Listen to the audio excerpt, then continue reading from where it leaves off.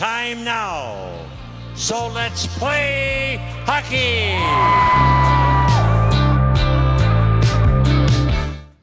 Well, welcome to the Let's Play Hockey podcast. We are podcast number 11, I do believe.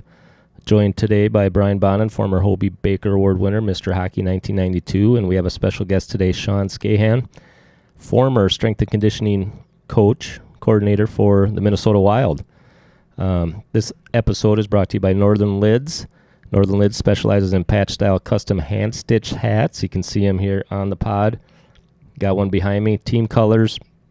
Make sure you go to www.northernlids.com. Nick is the guy that works the magic, does a great job. Quality hats, patch style, can make your hats for your entire team, entire association. So, want to welcome Sean. Thanks for coming on. We're going to talk training, right? That's your specialty. So tell us a little bit about yourself, your evolution as a strength and conditioning guru. Well, thanks for having me on. I really appreciate this. I have a lot of respect and admiration for Let's Play Hockey in general. Yeah, I'm a strength and conditioning coach, and I've been doing this since 1998 when I was an undergrad at UMass Boston. I grew up in Boston, Massachusetts. I went to school at UMass Boston, and I found this profession at a time when I was a Division III college football player, and when I started getting into training, I saw the benefits of it from an athletic perspective. And so I did an internship at Boston University, and I got to work under the tutelage of a strength and conditioning coach named Mike Boyle, who's world-renowned, known for his expertise in strength and conditioning for ice hockey players. And so then I had an interesting path. I went to grad school at the U of M,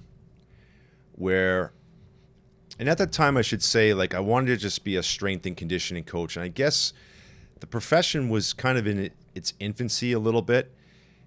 At the time, it might have been just the football strength and conditioning coaches, the guys that you see on the sidelines and training the football players to get bigger, faster, stronger. Hockey was still kind of newer. So after working with Mike, I was a graduate assistant at the University of Minnesota, when back then, actually, they had two different athletic departments. Probably when you were there, Brian, they had the men's athletic department and the women's athletic department. And I was a graduate assistant strength and conditioning coach for the men's Olympic sports, where they have a pretty substantial hockey program. And so I graduated from the U of M, and my first full-time job was at the University of North Dakota, where I was the assistant strength and conditioning coach, and where they have a pretty prominent hockey program. And so I was there for one season. I think it was the last year of the Ralph. And then my next position, which I was really excited to obtain, was at Boston College, where I was the head hockey strength and conditioning coach. I was 24 at the time, and they were just coming off a national championship. They had a lot of guys leave. They signed pro contracts, graduated, and then we had a year where we didn't qualify for the national tournament. But then I was there for a season, and next thing you know, the then Anaheim Mighty Ducks, I should say, were looking for a strength and conditioning coach, and my name was brought to them. And next thing you know, I'm interviewing with Mike Babcock in Las Vegas for this job. And I took the job and moved to Anaheim, California, and I didn't know where Anaheim was on the map. I could have been going to San Jose as far as I knew, but it was the NHL, and it was an unbelievable opportunity because they didn't have a strength and conditioning coach in place. They were needing a strength and conditioning coach. The general manager at the time was Brian Murray, who has passed, and he wanted a program in place, and I was the guy to run that program. And I was in Anaheim for 13 years. My first season, we went all the way to Game 7 of the Stanley Cup Final, lost to New Jersey, which was unbelievable. I always told my former Minnesota Wild coworkers that we swept them in 4. They didn't score a goal until Game 4. Guys like Darby and those guys, and all in good fun. But that Minnesota run was pretty impressive as well. I'll say that. And then Ducks were sold and bought, and then had a great season in the 05-06 year. Lost to Dwayne Rolison and the Edmonton Oilers in the Western Conference Finals. But anyways, next year we won the Stanley Cup over Ottawa, and that was unbelievable. And then I was in Anaheim until 2015, and I left the Ducks on my own and worked at Boston University for a year. So I've been around the NHL and several college hockey programs. And then I was in Boston for a year, and then that's when Chuck Fletcher at the time reached out to me along with Bruce and welcomed me with open arms to Minnesota. And so I've been in Minnesota now since 2016. 16, yeah. And so I worked for the Wild for 6 years.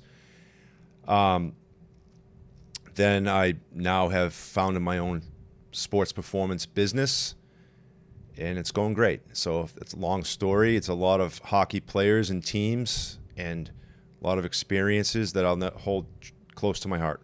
Do you have a ring? I do. I have a Stanley Cup ring, which is really cool. And it doesn't get out of the house much. That's awesome. Yeah. And my name's engraved on it, which is just... That's even better. Like really? Yeah. So, yeah. Strength and conditioning, back when we played, it just wasn't a thing. Now I think high school teams have strength and conditioning coaches.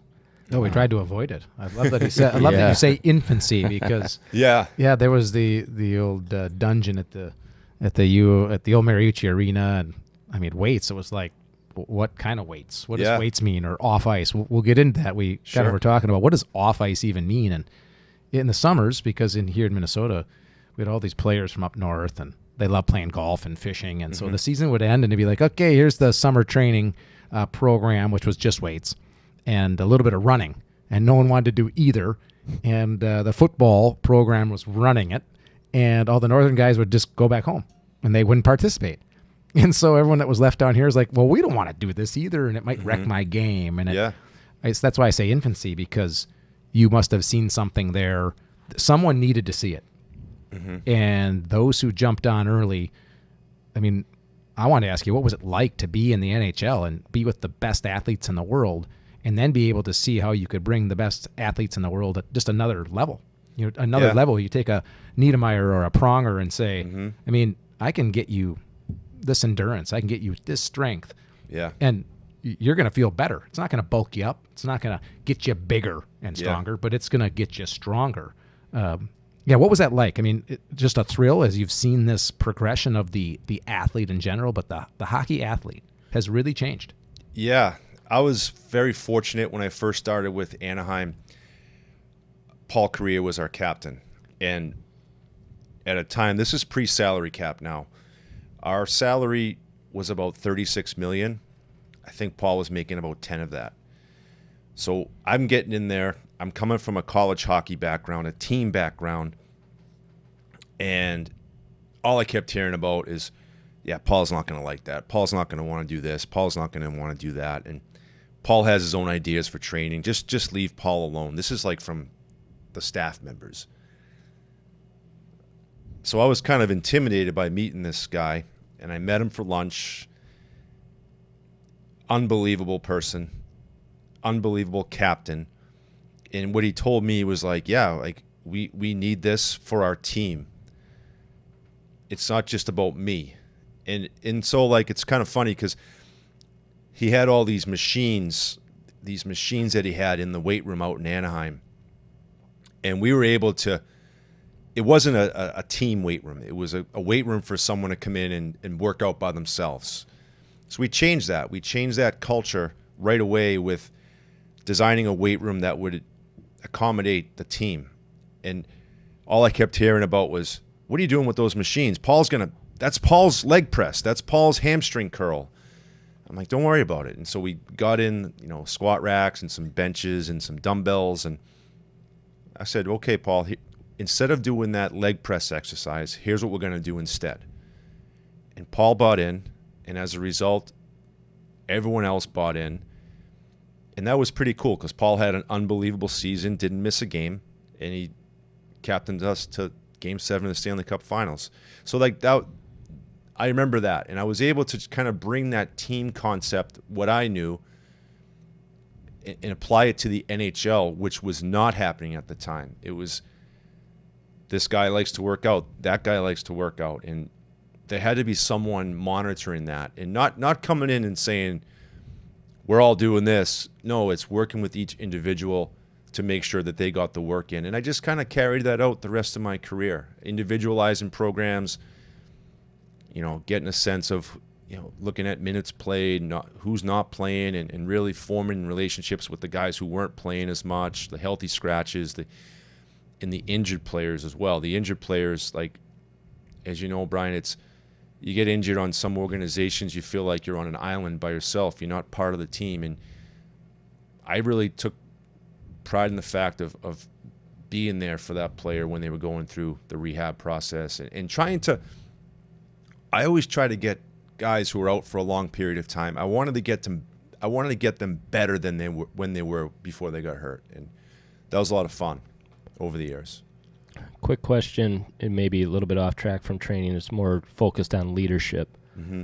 You have lunch with Korea, and maybe he's not the great guy, a great leader. Maybe he says, that's great. If you want to do your thing, but I'm doing my own thing. How would that have affected that team? Would that team have got to Game 7? I'm going to guess not. Absolutely not. No, absolutely not. I've been around some outstanding captains, and you need to have the buy-in from the captain, and that's the top of the totem pole there. Like if he doesn't buy in, because what you see is, you a lot of times your best player statistically isn't your captain.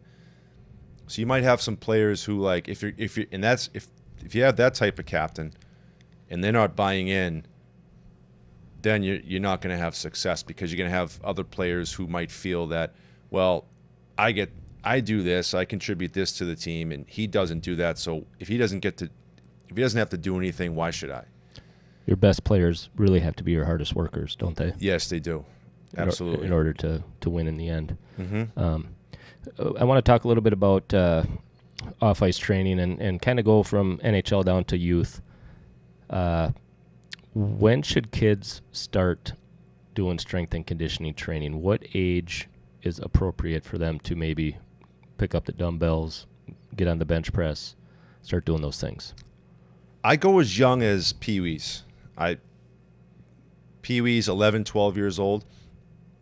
Now, are there situations where 11-year-old peewee might have the physical makeup of a 8-year-old squirt? Yes, there are.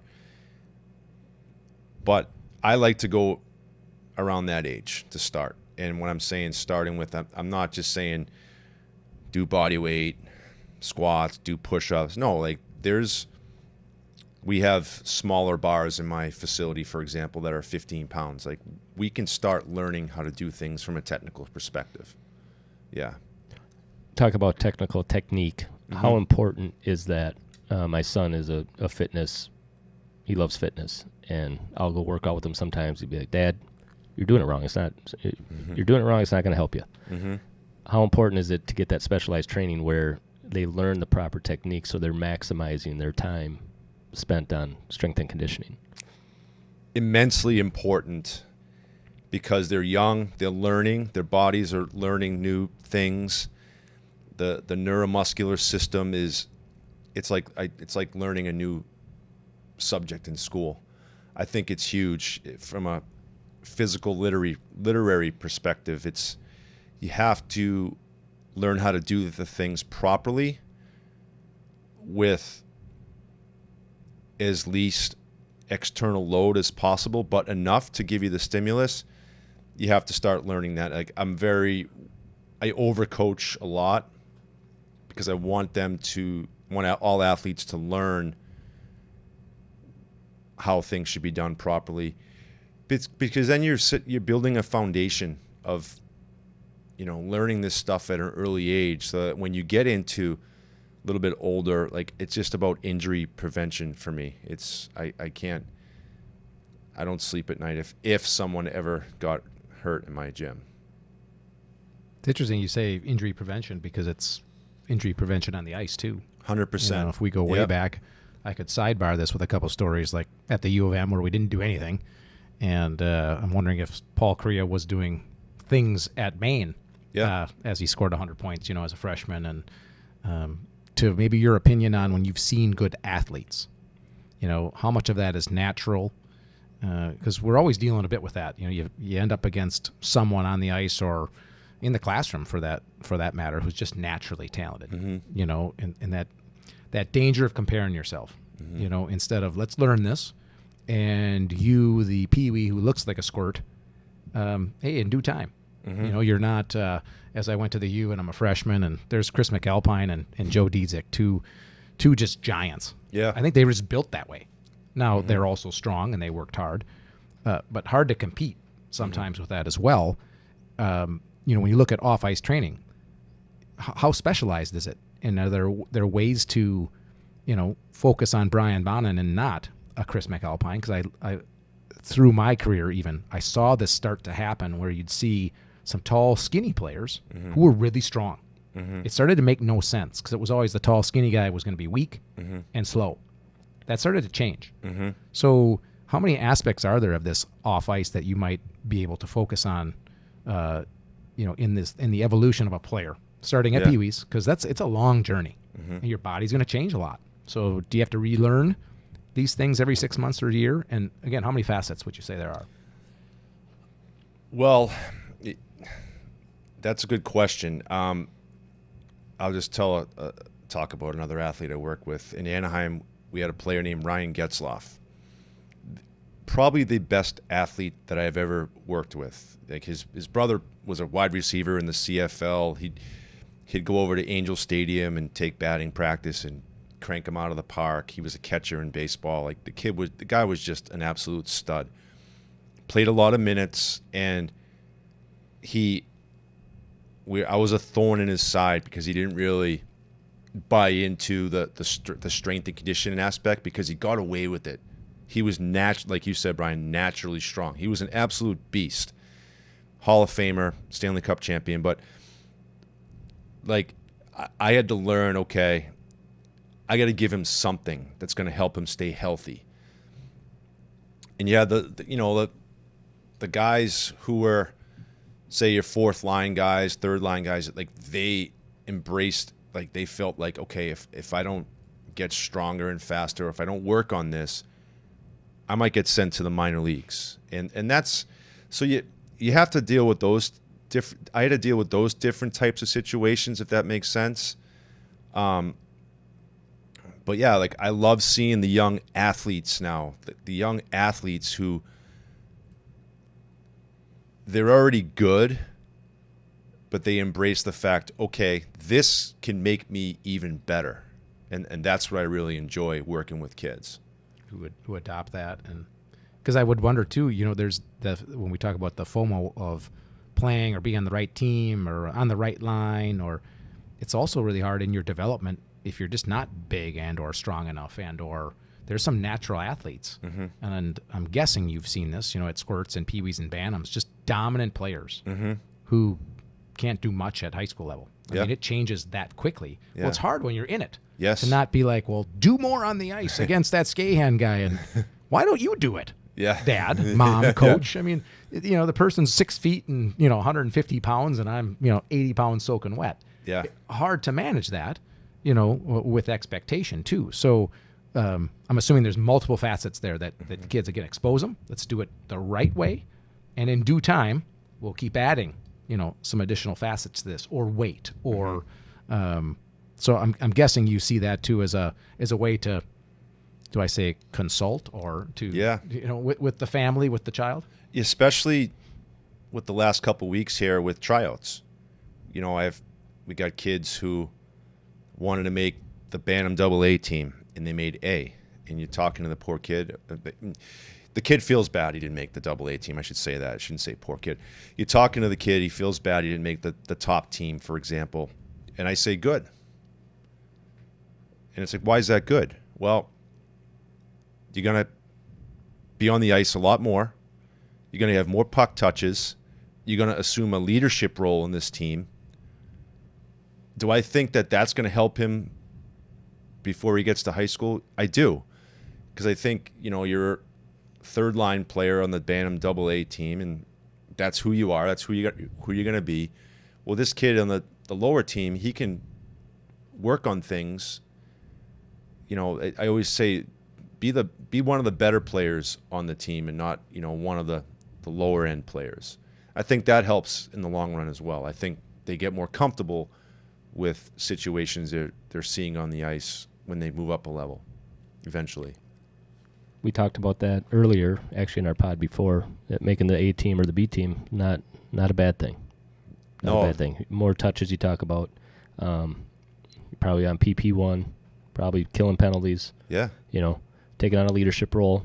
Kids are looking to you rather than you looking to kids to kind of lead, which I think in the end is going to help a kid grow. Plus, now you got something to work for, right? Yeah. A little chip on your shoulder. A little motivation to get in the weight room and do the things that are going to get you stronger. Talking about weight room, is weightlifting still the basis for strength training?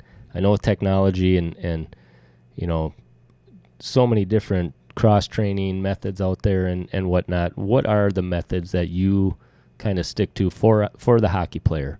Is it still the bench press and the squats and the leg press? What are some other things that you incorporate into your training? Yeah.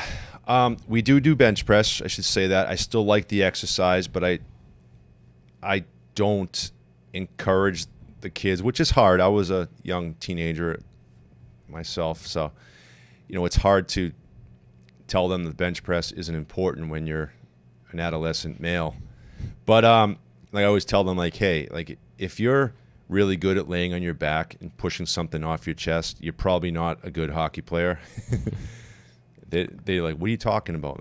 You don't want to be on your back on the ice. So anyways, yeah, we bench press. We don't do squats. I've abolished them years ago in the training process, except for some of my European players who I work with who still like to do back squat. I don't do back squats with my athletes. I don't put a bar on their back. I think that's an exercise where too many things can go wrong. But I've also realized you can get your legs stronger through other methods than the back squat. And we don't do leg presses. I don't see it as a functional, applicable exercise to hockey. We spend a lot of time training our legs on one leg. We do split squats. We do rear foot elevated split squats, one leg squats. We do a lot of chin-ups and pull-ups. I think that's a pretty important exercise, not only from upper body perspective, but in the prevention of shoulder injuries in a contact sport like hockey.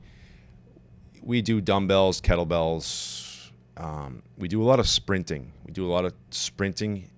Every session we sprint for 10 yards. I think it's important to always be trying to improve your sprinting ability from a perspective of acceleration, because that's what the game is. It's. I always tell the kids, everyone in the NHL can skate fast. You get them skating around in laps. Everyone can skate fast. But what is the difference between Connor and McKinnon, Makar? What's the difference in them and everyone else that can skate fast? It's their ability to accelerate. It's the 0 to 60 miles an hour. Well, everyone can go 60 miles an hour, but their difference is the ability to go from 0 to 60 faster than others. So we spend a lot of time on sprinting, plyometrics to enhance power development. We do the Olympic-style lifts. That's where I talk about technique. We teach the kids young how to do hang cleans, how to do dumbbell snatches. Again, just not from the floor, from the knees, good positions. And we also teach conditioning and, this in a very technical manner. We have such a unique game. Yeah. I came through that time, we did, where no one was really doing a ton of off ice, and get stronger. What does that mean? And will that even translate to this sport, which seems to have this issue that you get tired, and it doesn't matter what you do, you get tired. It's amazing, and I've heard different people explain it. It's so unnatural. I mean, literally, you take the best athletes in the world, and they need to come off the ice after 20 seconds. A McKinnon, a McDavid. Yeah. And it's led to that recovery piece. So, in that challenge, how much of it is a challenge to the natural athlete or the way a body is built? Because skating is unnatural, it seems. I guess I call it unnatural because it makes you tired, and you can't, you don't become this marathon sprinter. I mean, people get in marathons and they sprint for 26 miles, for crying out loud. Hockey doesn't let you do that. That's something you gotta. It's a challenge. I suppose anatomy has something to do with it too. What's your frame of mind there in terms of what are you trying to get the athlete to? A really great recovery, or how do you sense in your body? You take that first shift of a game and you stay out there too long, you could ruin yourself for the whole game. I mean, there's something about that. What have you seen there? What can you get into the minds of let's say parents and players too, I don't think people have a good perspective of that. They watch hockey and they just assume it's like football or basketball or anything else where you're walking or running. This is a unique game with that stride and that. That's a great point. Hockey is hard. It's hard to skate, and it's very taxing on your body. And so especially as a game goes on, it's very hard, and you want to be in good shape for that. And now every player is different. Even on the Wild, probably the fittest, strongest guy, pound for pound, I've ever worked with is Joel Eriksson Ek. This guy is a physical specimen, and his capacity in everything he does is unreal. Now, some other players might not be able to sustain what he can sustain. Everyone's different, but going back to your point, hockey's hard. Skating is not a natural thing, and it's a challenge, and it's hard to back check, right? It's it's the worst. And I think as parents, we got to understand that they're trying their best. It's like they're not just saying I'm going to go slow because I really don't want to get that guy that just beat me. So that it's a hard thing, and you can get better at it by training properly. And you talked about recovery and recovering and treating your body like a temple to help your team succeed. In our latest issue of Let's Play Hockey, Sean, you wrote an article about do marathon runners play hockey to train, and why not? Instead, let's talk about speed windows. So in the article you mentioned, you'll see at the rink a coach, will have their kids go on a long run. You'd rather see them do some short burst type things, those speed windows. Can you kind of explain the concept behind that? Someone told me once, and I don't know if it's true, but Gretzky, and I know Gretzky never lifted a weight, and he was drinking Diet Coke in between periods, but I think he was well conditioned. I think he was a runner, a cross country runner or whatever when he was young. But a lot of his goals, a lot of stuff happens at the end of shifts, right? So maybe touch on that too, conditioning, how important it is to maybe have that extra burst when that other player doesn't. That creates an opportunity, might create a goal. Maybe, there's probably a stat out there that how many goals are scored at the end of shifts rather than at the beginning of shifts. When guys get tired, now they can't back check as hard. That first step, one stride can be all the difference, right? Talk about the speed windows, why it's important to do the short burst stuff as opposed to, guys go on a 2-mile run or do 10 laps around the rink. Yeah, well, about Gretz, though, there is a video of him sprinting against Pele and some other athletes, and he won by a long. I've seen that. You've seen that yeah, video? I have, yeah. Another thing about Gretz is earlier on in my career was hey, Wayne Gretzky never did a pull-up. And I'm like, in a nice way, well, you're not Wayne Gretzky. Nobody is. No one is. So I think with the speed windows, you have to get there first. I say get there first. You have to be fast enough. And where I'm saying in the article was that work on your speed, because there might become a time when you're not fast enough. It's not, it's the long-term play I'm talking about. Work on your speed so you can take advantage of those speed windows when you can work on your speed, so that when you get to higher levels, you're able to be fast enough. And then you're talking about end of shifts and all that. To me, that's conditioning. And I always think that, I always look at it like this, like the faster you are, like you could take all the players on the, say the Minnesota Wild, for example, and measure all their speed when they're fresh. The guy at the end of their shift is still going to be, if they all fatigue by a certain percentage, you still want the guy who's the fastest at the end of the shift, if they're conditioned properly. Does that make sense? You have that drop off. So I just, you want to coach speed and get them faster as much as you can, especially in these young ages of developmental windows, so that they're fast enough when they get to the... Well, they got to be fast enough. We talk about speed or acceleration or speed window or whatever you want to call that. Yeah. If you're not training on ice and off ice to give yourself that advantage, it's like any kind of skill. I need to give you these skills so then in the game, this awesome game of ours where you drop the puck and a million mistakes just are happening left and right, and you got to position yourself correctly. And speaking of an Eriksson Ek, and there's kind of two pieces I want to go on this. One, like a parent who, tells your kid, get in there and get that puck, and doesn't really realize Eriksson Ek's in there. And sometimes you're up against just an athlete who's just that much better. There just are some freaks of nature out there. I saw several in Pittsburgh, Lemieux and Yager. And just, there was nothing you're going to do. Right. I don't know. You can train all year and train additional years, and it's just not going to happen. But what you could do, and I didn't, and I look back, and it was just maybe that window of, I was fast, but I could have gotten faster. I know I could have, because I didn't do anything. Doesn't mean it would have equated to anything in the NHL. That's just not necessarily the case. But maybe it helps you, or helps like a Spurgeon, just get back quick enough. Yeah. If he positions himself correctly, then he's got just that extra speed to get out of the way of Eriksson Ek. That would be quite important. And sometimes I think we think, or parents, coaches, it's all speed, or it's positioning and hockey sense and whatever. But when it's time, you got to kick that thing in gear. You got to have that right gap, and then you need that quarter step. Literally a quarter step is what's going to be that advantage to not allow the forward to cut in on you as a D, or allows you to back check just enough to reach your stick that last 2 inches and break up a play.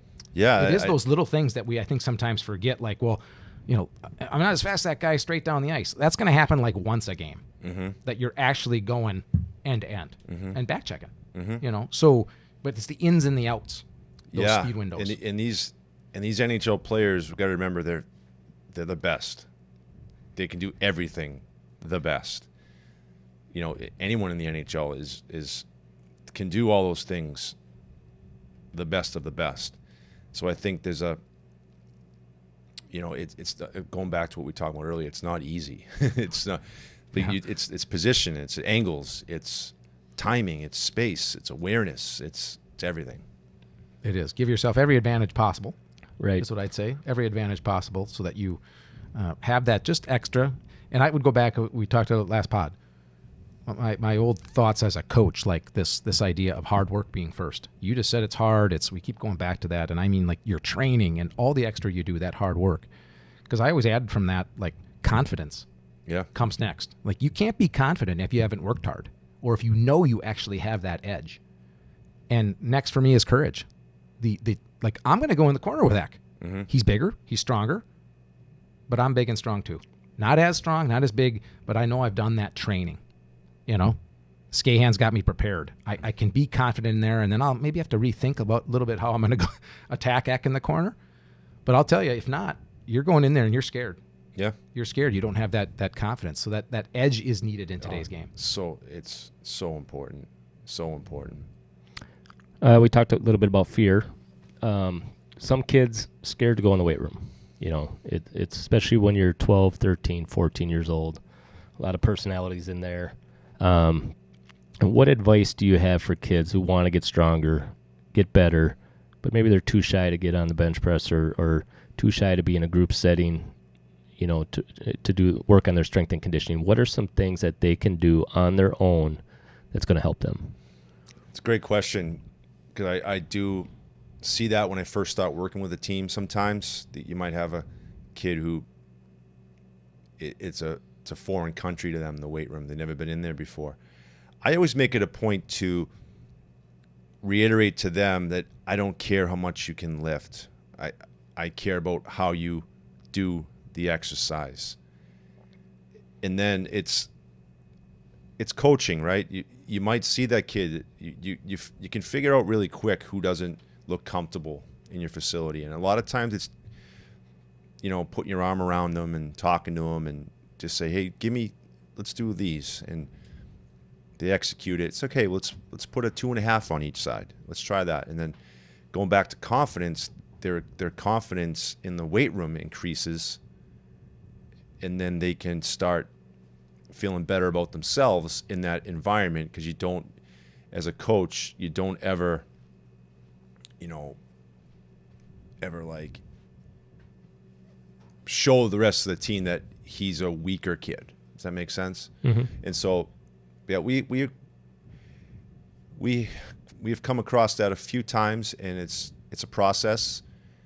And I just tell the kids, just keep showing up. I'm not sure Jake Gensel was probably that strong in the weight room. No, I'm just going to tease him a little bit here now, because I'm not sure. Because I still remember with Eric Rasmussen being like skinny, and he just run guys over still, and so, but you must see that too. So there's always examples of, here's this little guy who, doesn't do weights or isn't great at weights or whatever, and just has great hockey sense, and they're hard to stop, So there is that idea of not everybody's the same, and we can all be effective. We're all going to play different roles. I mean, everybody in the Wild is playing a different role. Yeah.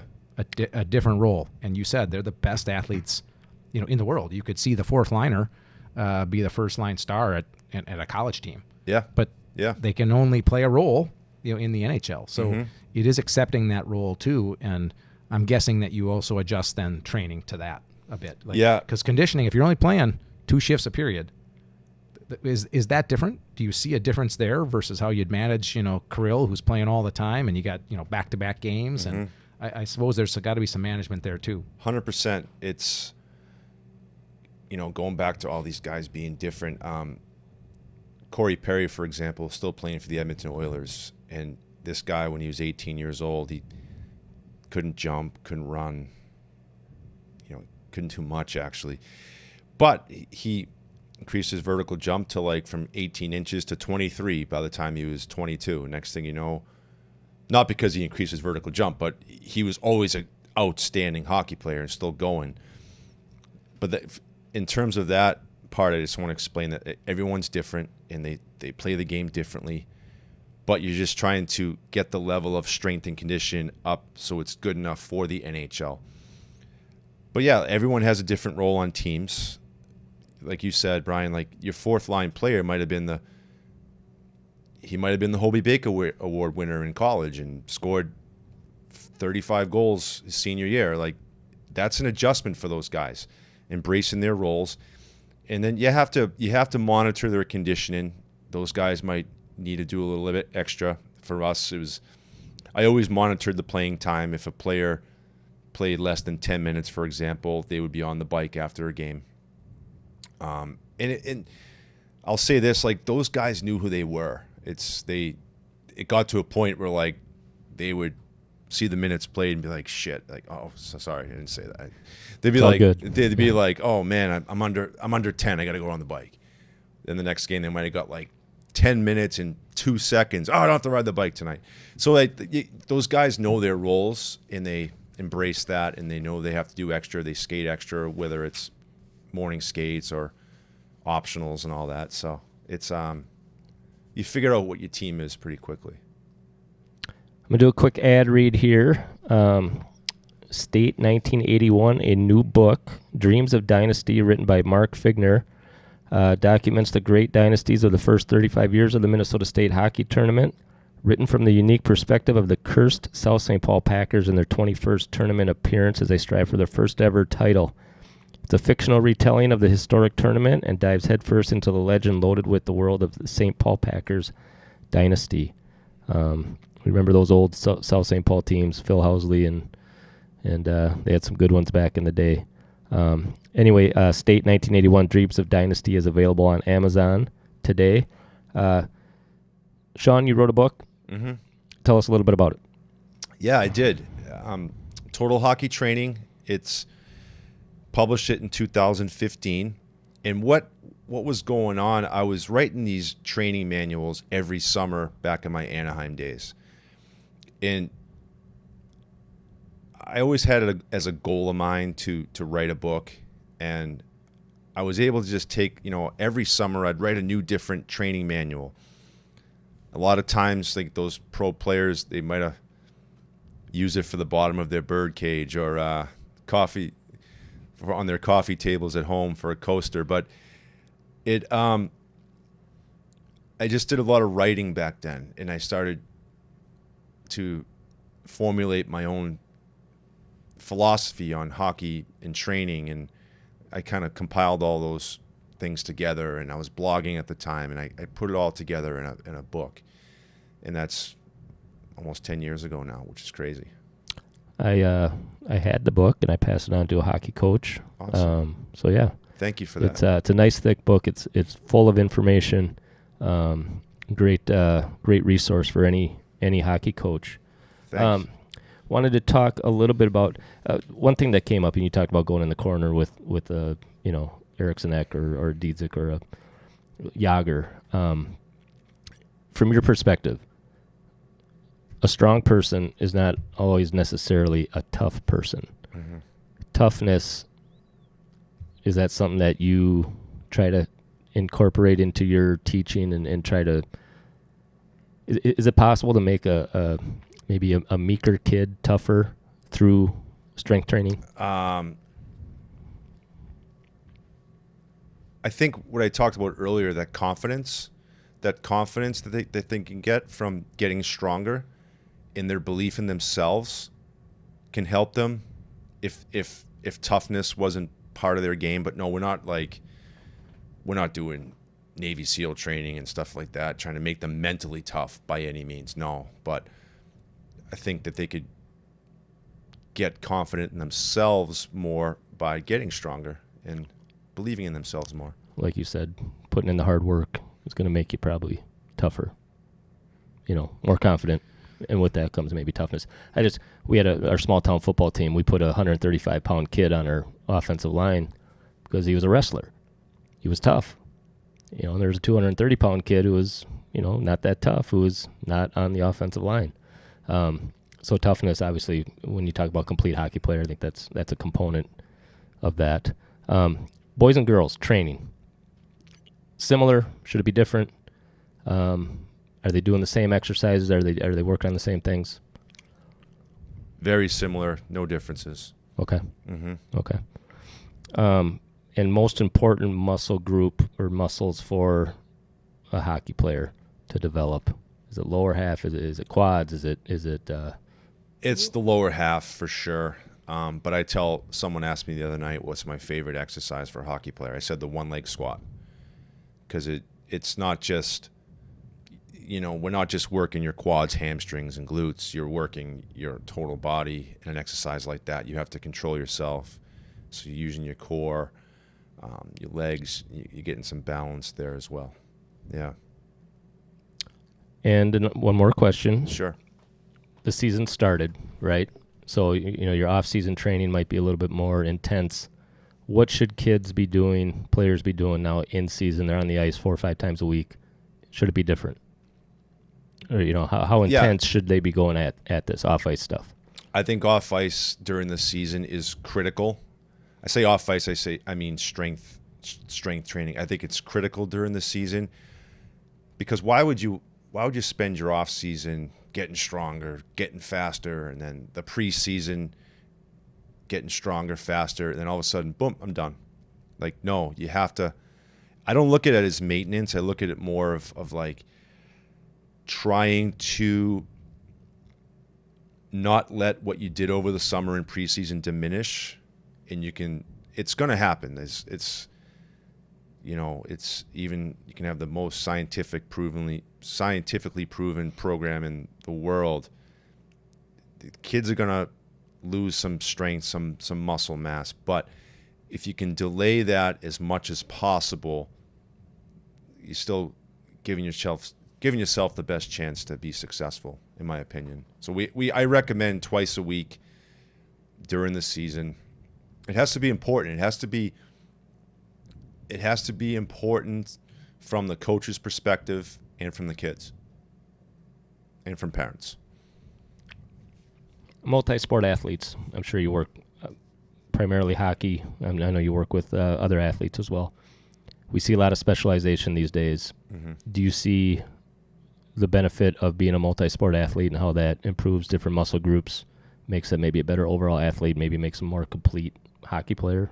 Do you see that? Absolutely, 100%. It's especially in hockey, like, I'll say soccer, for example. Like, you see players control the puck at their feet.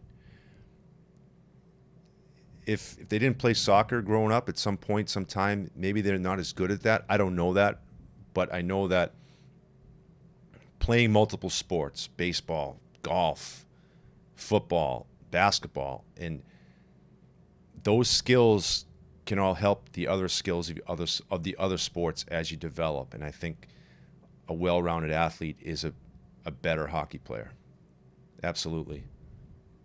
Now it's tough. It's tough now. I get it. I'm a parent. It's tough nowadays.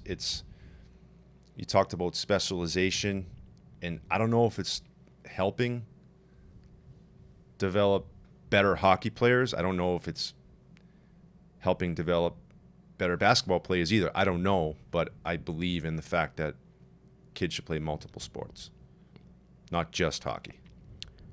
Let's talk about Will. How's he doing? 65th overall draft pick this summer. It's got to make you a proud dad. How's he doing, and what's his future looking like? Oh, I'm very proud. Thanks for bringing that up. He's a freshman at Boston College right now, and right now they're ranked number 2 in the country. I just went out and saw him in Maine. Got to see him play St. Cloud, actually, 2 weeks ago. He's doing great. He's part of a outstanding culture and team, and he's playing. He's not on the top pair. He's not on the power play. He gets some penalty kill time, but he's developing, and that's what's awesome. He's going against some of the best kids in the country every day at practice. He's in the weight room, and yeah, it's going great. And yeah, the draft was pretty cool to see him get drafted and all that. So maybe someday he's playing in Utah. There you go. Yeah. He's it shows you the talent in Division I hockey. You got a kid taken in the second round, and he's not, he's still got to earn his spot. Oh, yeah. Right? He's still got work to do. We see it with all those draftees. Yep.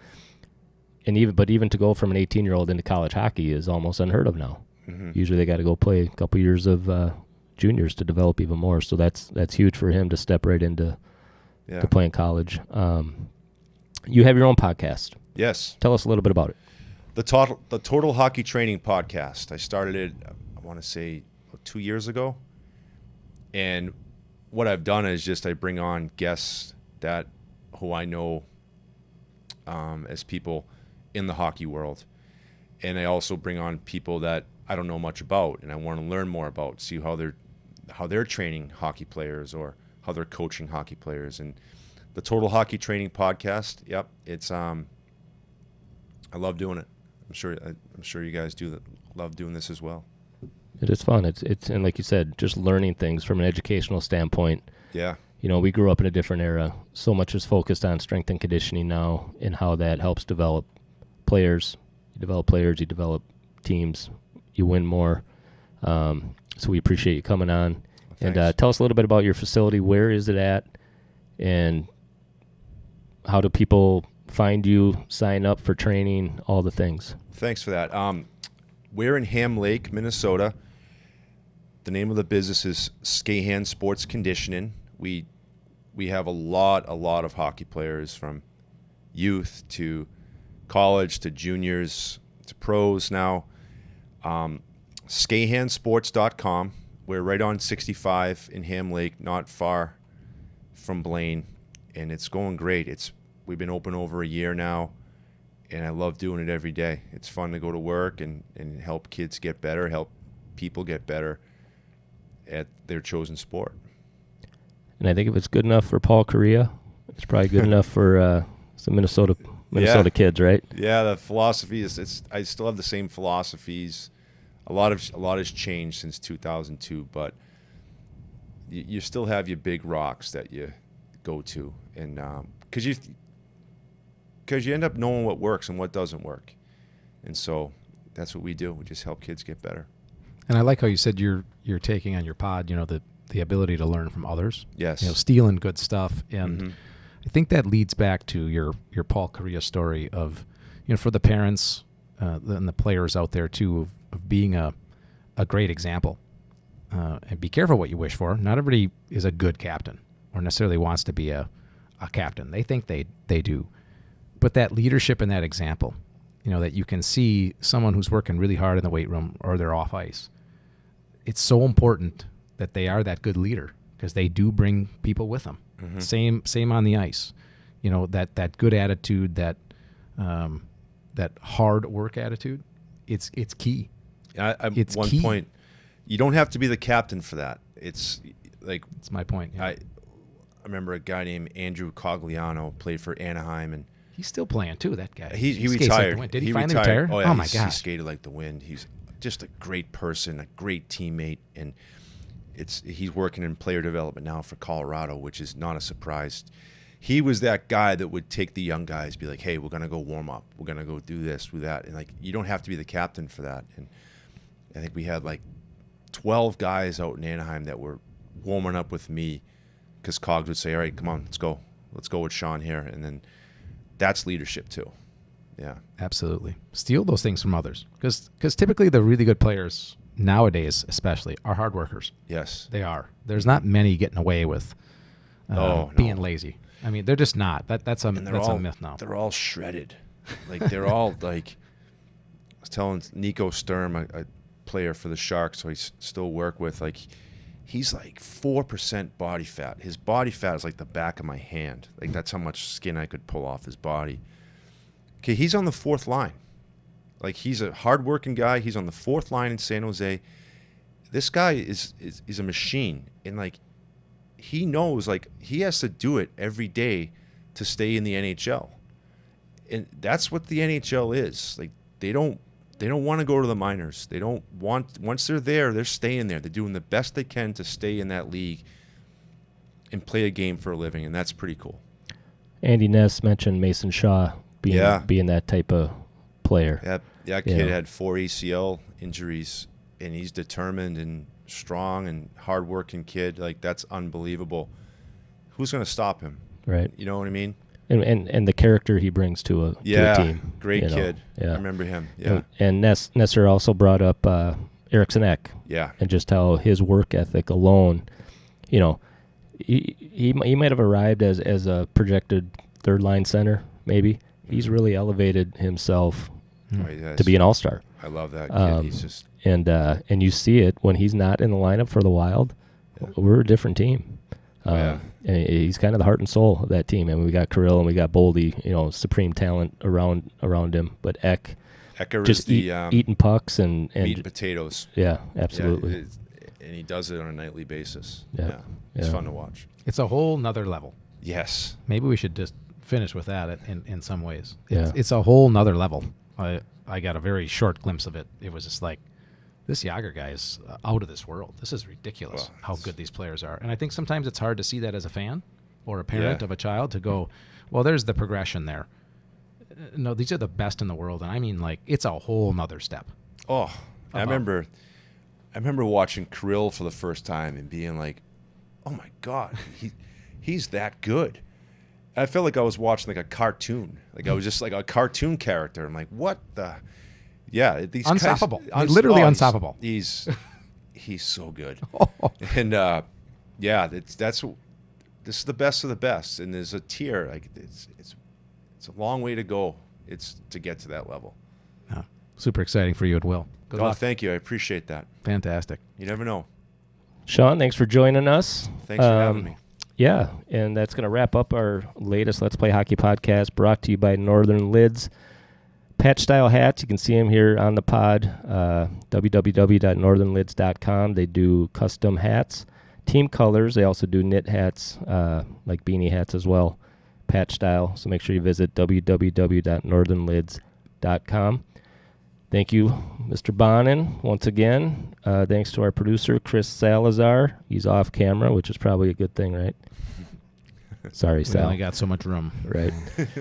And again, Sean, appreciate it. And make sure you check out Sean's podcast and his facility in Ham Lake. Lots of great things to offer there. Signing off. We will see you next time on the Let's Play Hockey podcast. Thanks for joining us. It's time now. So let's play hockey.